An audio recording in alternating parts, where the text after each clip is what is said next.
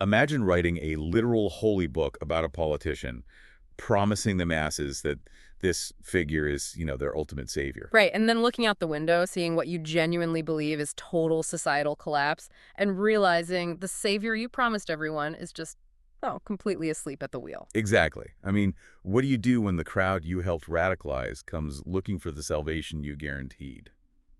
So today we're doing a deep dive into a really raw piece of audio where a supporter tries to bargain his way out of that exact crisis. Yeah, the audio is titled "Wake Up Trump, America First is Begging for a Savior." And, we are putting this under the microscope today, but just to be clear right up front, we are not here to debate the politics of it. We're strictly looking at this as a psychological case study. Right, we are essentially acting as anthropologists today. I mean, we really need to emphasize this to you listening. We aren't taking any sides. We aren't endorsing any of the viewpoints or claims made in this recording. We are simply unpacking a fascinating, completely unfiltered document. Exactly, just trying to understand the underlying mechanics of how extreme political devotion actually operates when, well, when no one is policing the script. Yeah, it's wild. Like, if you've ever watched a political movement shift its shape overnight and wondered how that happens from the inside, this audio provides a literal front row seat. It is so unpolished. Oh, totally. It bypasses all the PR teams and just drops us directly into the mind of someone experiencing a profound crisis of political faith. The tone hits you immediately, honestly. It feels like a direct, almost desperate voicemail left for a former president. I mean, the speaker just repeats the phrase "wake up" over and over again. It's frantic. It is. But the really compelling part isn't just the panic, it's how the speaker identifies themselves. Oh yeah, the movement shift. Right. They explicitly declare that the original movement they belong to is dead. They literally say, MAGA has died, MAGA has ended. Which is crazy. Hearing a devout supporter declare the death of their own movement's defining slogan is just jarring. Usually, that kind of rhetoric comes from a political opponent. Right. But this speaker positions themselves as a former loyalist who has, in their own deeply religious terminology, risen again after death to become what they call Make America First. It really reminds me of watching, like, the hardcore fan base of a legendary band suddenly reject the band's most famous era. Oh, that's a great analogy. Right. Like, Yeah. the most loyal fans feel that the original movement has lost its edge or its utility, so they just declare it dead. But they aren't abandoning the lead singer. No, not at all. Instead, they are desperately trying to pull the leader back to their roots under a newer, more urgent banner. They're essentially demanding the leader catch up to a newly evolved fan base. Yeah, and that choice to separate the historical slogan from their current ideological demand, it's basically a survival tactic for the speaker's worldview. How so? Well, they are admitting that the previous iteration of the movement failed to deliver the final victory. Like, it wasn't enough. So it has to be replaced by America First, which they frame not just as a policy stance, but as a resurrected, pure state of being. Wow, yeah. And the psychological weight of this really clicks into place when the speaker reveals their own role in the ecosystem. Oh, the book. Yes, the book. They mention having written a book titled Trump the Savior, which they claim is published all over the United States. Right. And they describe people physically bringing this book to them, pointing at the pages and asking, "Where is the Savior? Savior, you are sleeping." That detail completely recontextualizes the panic in their voice. I mean, this individual isn't just a passive voter. They view themselves as a localized leader. A literal author of the movement's doctrine. Exactly. They canonize the leader in print. So when the leader appears inactive or absent, the author of the doctrine is the one catching all the heat from the local crowd. Right, they are trapped. Trapped between the gospel they wrote Yeah. and the reality their community is experiencing. They are effectively screaming, I wrote the book on you, my neighbors are holding me accountable for it, and you are leaving me out to dry. And the religious framing here, I think it elevates a standard political grievance into a full-blown theological emergency. Oh, absolutely. When you use phrases like risen again after death and refer to a politician as the savior, well, the stakes of failure become apocalyptic. Yeah, because a passive leader in a standard political framework is just a disappointment, right? Right. But a passive savior in a religious framework, that is an existential catastrophe. It threatens the follower's entire understanding of the universe. And reconciling that catastrophe requires some serious mental gymnastics. I mean, if you wrote the book calling this person a savior, but they aren't acting like one. You have massive cognitive dissonance. So how do you square that circle without admitting your holy book is wrong? You have to invent a reason for the savior's paralysis that doesn't actually indict the savior's character. Because the human brain literally cannot hold two intensely conflicting ideas, right? Like, this man is our omnipotent savior, and this man is voluntarily ignoring our suffering. Exactly. You can't hold both without experiencing profound distress. Hmm. So the mind is forced to construct a third narrative to resolve the tension. And in this audio, the speaker constructs a wildly specific narrative to explain the paralysis.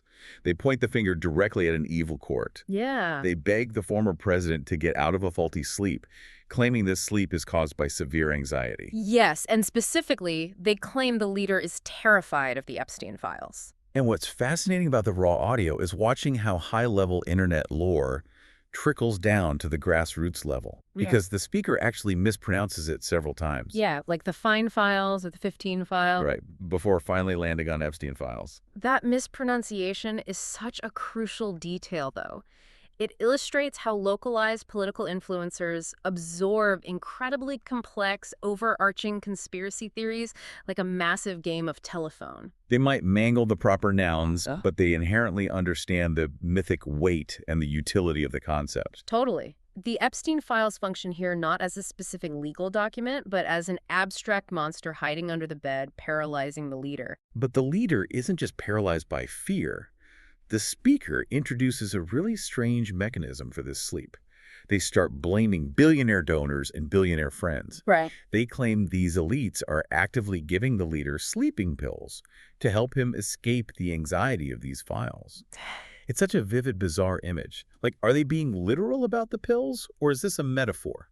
Honestly, whether they mean sleeping pills literally or just as a metaphor for the pacifying effect of financial influence, it almost doesn't matter because the rhetorical function is identical. How so? Well, this is the classic evil advisors trope. Historically, when a king was failing the peasants rarely revolted against the king himself. They revolted against the corrupt royal court. Ah, because blaming the king shatters the illusion of the divine right of kings. Precisely. If the king is bad, the whole system is broken. But if the king is merely tricked or drugged by his greedy advisors, well, the system is intact. It just needs a violent readjustment. Exactly. The narrative of the billionaires and the sleeping pills brilliantly preserves the infallibility of the leader. It removes the leader's agency in their own inaction. In the speaker's mind, the leader is essentially a hostage to elite interests and his own manufactured anxiety. Right. The elites are pacifying him, so the impending revelations of these shadowy files won't rock the establishment's boat. It's wild to me that the speaker completely removes the agency of the person they are worshiping, yet still demands that person save them. Yeah, it's quite the paradox. They're essentially saying, forget about your anxiety, spit out the sleeping pills, because whatever you are afraid of in those files is nothing compared to what is happening out here. And the stakes on the ground have to be painted in the most extreme colors possible to justify the radical demand they're about to make. The speaker paints an utterly apocalyptic picture of the country to try and shock the leader awake. The rhetoric really goes from 0 to 100. They cry out that America is doomed, that people don't know where to go. They point to the price of fuel being so high that it's unaffordable, claiming people are becoming homeless, and warning that in the coming days, citizens will literally die of hunger. It is a portrait of complete societal collapse, and the severity of this crisis is the currency the speaker is trying to use to buy the leader's return. Right, because if things were just okay, or if the complaints were about, minor tax policy, the extreme bargain they propose next would make absolutely no sense. Exactly. The stakes set up the climax of this entire artifact, which is the proposed solution to the anxiety, the billionaires, and the societal collapse. The speaker offers a radical, almost extrajudicial way out. They tell the leader to do just one thing, look at the donors and billionaires and say, no, absolutely not. They are demanding a total severing of ties with the institutional elite. Reject the financial lifelines, reject the traditional political apparatus, and return purely to the crowd. Make America first again. And the guarantee they make in exchange for this return is just staggering. It really is. The speaker says, we are millions in number. We will stand by you, and we assure you no billionaire and no Epstein file can ever come near you.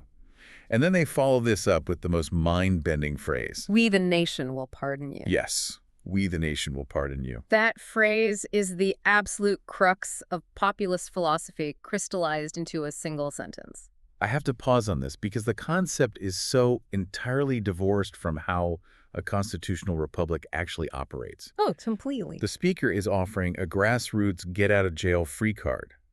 They are suggesting that if the leader solves the hunger and the fuel prices, the sheer volume of the crowd's loyalty will override any legal or institutional scrutiny. It really forces us to look at how different factions define legitimacy. To this speaker, executive power, legal immunity, and moral authority are not derived from the law. They aren't from the courts or a written constitution. Right. They are derived entirely from the mandate of the masses. It is a transactional, almost tribal view of sovereignty. It's a sheer numbers game to them. We are millions, therefore we are the law. The logic dictates that the social contract is brutally simple. Deliver the economic reality the crowd demands, and the crowd grants you absolution from any past or future sins. And the speaker's exact words are, once the people of America will pardon you, there'll be nothing who can even ask you a question about Epstein file. There'll be nothing who can even ask you a question. That phrasing literally gives me chills. It's not a promise that the leader would win a legal battle. It's a promise that the very concept of questioning the leader would cease to exist. Right. The institutions that would normally conduct the investigations or ask the questions would be silenced by the crushing weight of the crowd's approval. It is the conceptualization of the ultimate populist shield. And the speaker goes on to articulate this theory of power flawlessly, stating that a president who has the mass with him is above everything. They want the latter to see above everything. Above the billionaires, above the scandals, above the very concept of legality. It's a transaction on a mythic scale. It really is. This artifact maps out exactly how a specific type of supporter rationalizes their devotion. I mean, they recognize the leader's extreme vulnerabilities, the anxiety, the looming files, the reliance on wealthy donors. Yeah, they aren't in denial about those weaknesses at all. Right. Instead of denying the vulnerability, they offer to cure it. But the cure they offer isn't a better legal defense team or a cleaner PR strategy. The cure is mass adoration acting as an impenetrable fortress. They truly believe that a unified, satisfied populace is the only defense against the elite establishment. So stepping back to look at the full arc of this audio, it is a staggering journey. Definitely. We witnessed a localized leader dealing with the fallout of their own political doctrine, forced to declare the death of Maga just to keep their flock engaged under a more urgent America First identity. And we saw the psychological necessity of inventing the sleeping pills and the billionaire manipulators. That narrative beautifully insulated the leader's image. Placing the blame for his paralysis entirely on an evil court, trying to protect itself from the mythical Epstein files. And it all culminated in that phenomenal, terrifying offer of a mass populist pardon.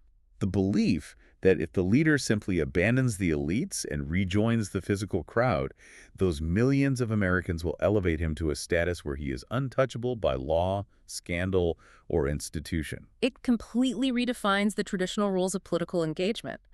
In this specific ecosystem, polished speeches and legal realities are secondary. The only thing that matters is the raw, emotional contract between the leader and the led. Fueled by a shared belief that the institutions are already illegitimate.